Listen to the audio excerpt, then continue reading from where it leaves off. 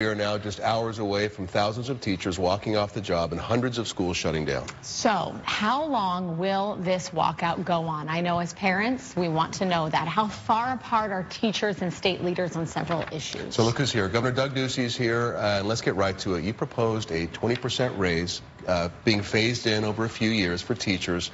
They are saying at this point that's not enough. They're questioning whether or not it can be sustainable. What is your side on this? Well, no one wants to see a teacher strike. I think we all agree that our teachers need a raise and we need more dollars for our teachers. So we presented on April 11th a plan for a 20% pay increase for our teachers by the year 2020.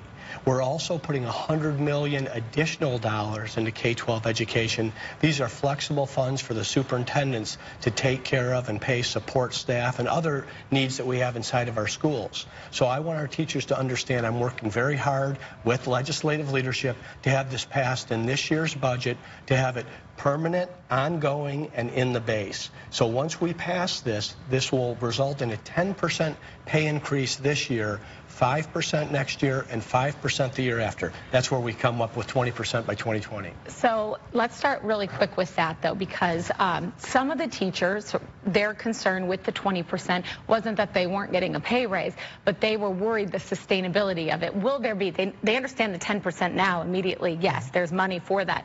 Will there be a guarantee that there will be the money for the next 2 years? 2, 3, 4, 5 years. This will be a 3-year budget that I sign. They have my commitment that it's not only in the base, but that it's ongoing and it's inflated. Our economy is booming. Maricopa County is the fastest growing county in the country.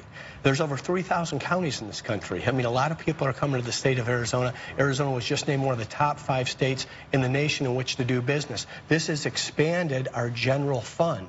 And we've been quite frugal for these first 3 years. We had to dig out of a heck of a financial hole that we inherited. Now we have surplus dollars. The #1 priority is our teachers and our classrooms. And we're putting dollars, and these are significant dollars, into both, and they're going to get to our teachers' paychecks. What about after the 3-year budget, though? Is there any plan to sustain this pay level for teachers after that 3rd year? Well, these dollars will be permanent in the base, so these teacher pay raises will have been decided. But I've said we're never going to check the box on K-12 education. This is the most important state function, in addition to public safety and child safety. But the issue that needs to be solved right now is this issue around teacher pay, and I'm on the side of the teachers. I really appreciate and value what these people do. I want to see them better rewarded for it, and this budget will address that. You think it can happen quickly? I think it can happen quickly. I'm hopeful that we will have a vote on this this week, as soon as possible. I'm ready to sign the budget right now. I've presented it to legislative leadership. I'm working with both Republican and Democrats. I don't think this is a partisan issue.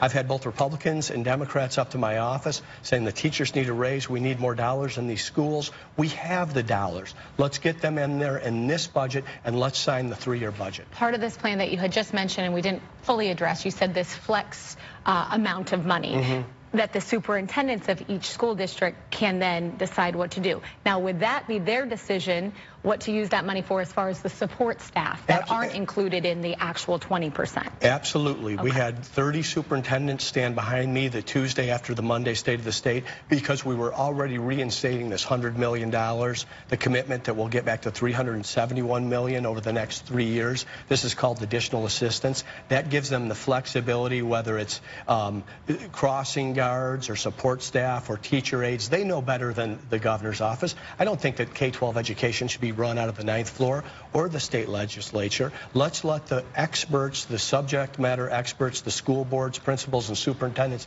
have the resources so they can make the decisions. Have you met with the Red for Ed people or the AEA? I've met with the teachers that are in Red for Ed, teachers that are in the AEA. I've met with superintendents. I've met with decision makers, and we're going to continue to meet with teachers. But right now, I think we understand what's needed. It's not only a teacher pay increase, it's more dollars for these schools that are permanent, ongoing, sustainable, and responsible. So my meetings lately have been with legislators to get this budget passed. I'm going to speak for all parents. I mean, we don't want to see what has happened in some other states where it's lasted upwards of a week, that our kids are out of school, that the teachers are not at school teaching. I mean, do you have a plan in case we get to that point? I mean, do you Well, we're going to present a 20% pay increase. I'm confident we're going to get it passed. And if people then continue to strike, that doesn't make sense. I don't know how that helps our kids. I don't know how that helps our parents. Many who are both working drop our kids off. There's daycare involved. Many of these kids eat breakfast and lunch in our schools. We want to solve this issue, get these dollars to our teachers, get the kids back in the classroom, make sure we're conducting graduations, get through the remaining tests and subject matter, and then get to summer. So have you gone as far as you're going to go in the negotiations with the teachers at this point? Well, the commitment I have is 20% by 2020. Now I'm working with legislative leadership and our legislators to get this passed. That's our proposal. That's what we're going to deliver on. All right. A couple of other quick questions.